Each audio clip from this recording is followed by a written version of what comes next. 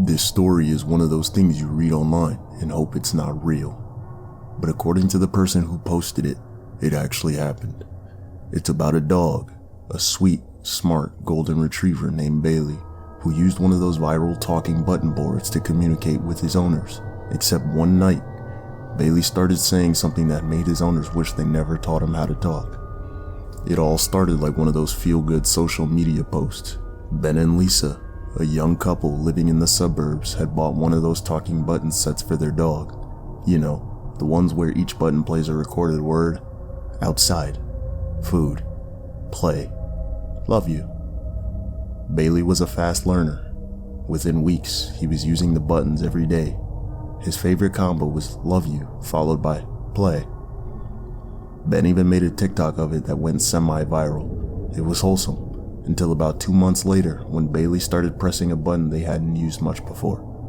The one that said, help. It started randomly. Around 2:30 a.m., a loud mechanical voice echoed through the living room. Help. Lisa sat up in bed, groggy and confused. Did you hear that? Ben mumbled, half asleep. Probably stepped on it. They went back to sleep, but the next night, it happened again. Help. Help. Help. 3 times in a row.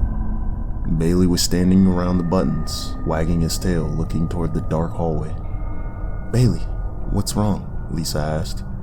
The dog just stared past her, not at her, but at something else. They assumed maybe he saw a raccoon through the back door. Ben unplugged the board to stop it from going off again, but when he turned back, Bailey was standing by the stairs, stiff. His fur was raised. After that, it became routine. Every night between 2 and 3 a.m., Bailey would start pacing. His nails would click against the hardwood floors, then click, help. Sometimes once, sometimes over and over. Lisa even joked, guess we've got a ghost dog now. But she didn't really find it funny. One night, she left her phone propped up in the hallway, aimed at Bailey's talking buttons. When she checked the video the next morning, Bailey wasn't the only thing moving. In the corner, just at the edge of the frame, she saw a shape, a shadowy figure moving past the back window, slow and deliberate. She showed Ben, and he brushed it off. It's just a reflection. You scared yourself. But the way Bailey growled when Ben said that made her wonder if he knew better. It was a Friday night. They'd both stayed up late watching TV. Around midnight, Ben turned off the lights and they went upstairs. At 2:43 a.m., the voice echoed again. Help. Help. Help. But this time, it didn't sound like Bailey had pressed it randomly. The words came in a deliberate rhythm, spaced out as if he was trying to get their attention. Lisa sat up immediately. Ben, that's 3 nights in a row at the same time, he groaned. Fine, I'll check. He grabbed the flashlight app on his phone and started down the stairs. Bailey was standing at the base, tail low, ears flat. The second he saw Ben, he ran toward the kitchen, barking sharply. Bailey, quiet, Ben whispered.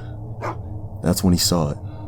The back door, the one they always locked, was slightly opened. The curtains swayed from the cold air creeping in.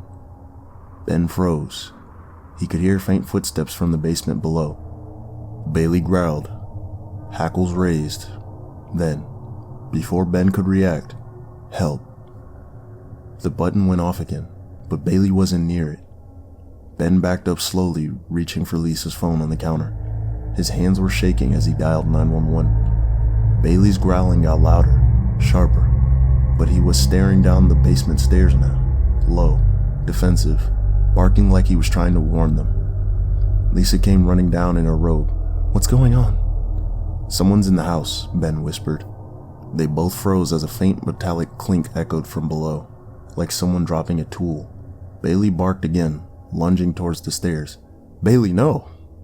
Before Ben could grab him, the dog darted halfway down. His barking turned vicious, desperate. Then came another sound after, a man's startled yell, the crash of something falling. Moments later, the front door burst open. 2 police officers rushed in, guns drawn. They had gotten there faster than Ben expected. The dispatcher had heard everything, the panic, the noises, and sent units immediately. They found the intruder in the basement, bleeding from a bite on his arms. He'd broken through the cellar window and they were trying to cut the power before moving upstairs. Bailey had stopped him. The police said that the man was a known burglar, wanted in several home invasions across the county.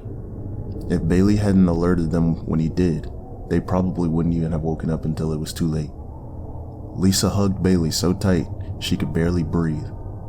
He just licked her face and wagged his tail, proud and calm again, like nothing had happened. A few days later, Ben plugged the button board back in. Bailey sniffed around it, tail wagging gently. Ben knelt beside him. "Hey buddy, want to say something?" Bailey's paws hovered over a few buttons, then carefully, almost like he understood the weight of it, he pressed 2. "Good. Boy." Ben just laughed through tears. "Yeah, you are." Since that night, they've never unplugged the buttons again. Bailey still presses help sometimes, but only when the mailman comes too close to the window. And every time they hear that little voice echo through the house, they don't get annoyed anymore, because now they know sometimes when a dog says help, he's not just talking, he's saving your life.